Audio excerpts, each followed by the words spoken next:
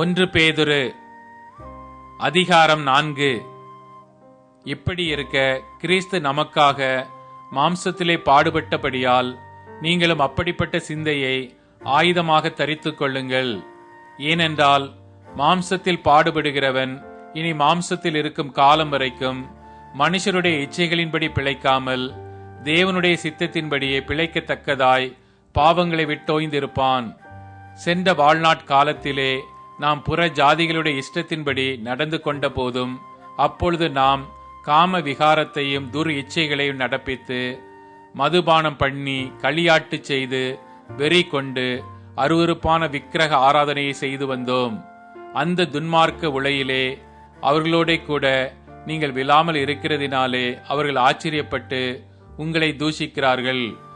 உயிரோடு இருக்கிறவர்களுக்கும் மரித்தோர்களுக்கும் நியாய தீர்ப்பு கொடுக்க ஆயத்தமாய் இருக்கிறவருக்கு அவர்கள் கணக்கொப்புவிப்பார்கள். இதற்காக மரித்தோரானவர்கள் மனுஷர் முன்பாக மாம்சத்திலே ஆக்கினைக்குள்ளாக்கப்பட்டிருந்து தேவன் முன்பாக ஆவியிலே பிழைக்கும்படியாக அவர்களுக்கும் சுவிசேஷம் அறிவிக்கப்பட்டது. எல்லாவற்றிற்கும் முடிவு சமீபமாயிற்று. ஆகையால் தெளிந்த புத்தியுள்ளவர்களாயிருந்து ஜெபம் பண்ணுவதற்கு ஜாக்கிரதை உள்ளவர்களாயிருங்கள்.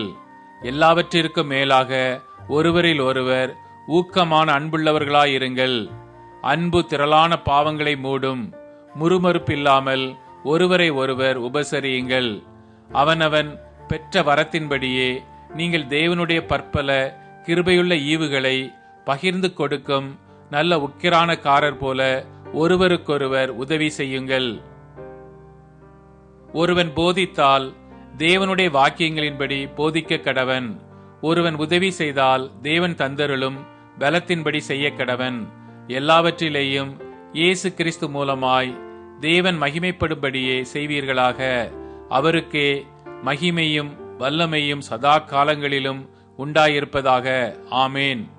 பிரியமானவர்களே, உங்களை சோதிக்கும்படி உங்கள் நடுவில் பற்றி எரிகிற அக்கினியை குறித்து ஏதோ புதுமை என்று திகையாமல் கிறிஸ்துவின் மகிமை வெளிப்படும் போது நீங்கள் களி கூர்ந்து மகிழும்படியாக அவருடைய பாடுகளுக்கு நீங்கள் பங்காளிகள் ஆனதால் சந்தோஷப்படுங்கள். நீங்கள் கிறிஸ்துவின் நாமத்தின் நிமித்தம் நிந்திக்கப்பட்டால் பாக்கியவான்கள். ஏனென்றால் தேவனுடைய ஆவியாகிய மகிமையுள்ள ஆவியானவர் உங்கள் மேல் தங்கியிருக்கிறார். அவர்களாலே தூஷிக்கப்படுகிறார், உங்களாலே மகிமைப்படுகிறார். ஆதலால் உங்களில் ஒருவனும் கொலை பாதகனாயாவது திருடனாயாவது பொல்லாங்கு செய்தவனாயாவது அந்நிய காரியங்களில் தலையிட்டு கொண்டவனாயாவது பாடுபடுகிறவனாயிருக்கக்கூடாது.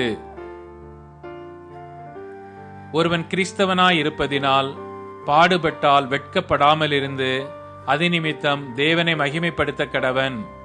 நியாய தீர்ப்பு தேவனுடைய வீட்டிலே துவங்கும் காலமாயிருக்கிறது.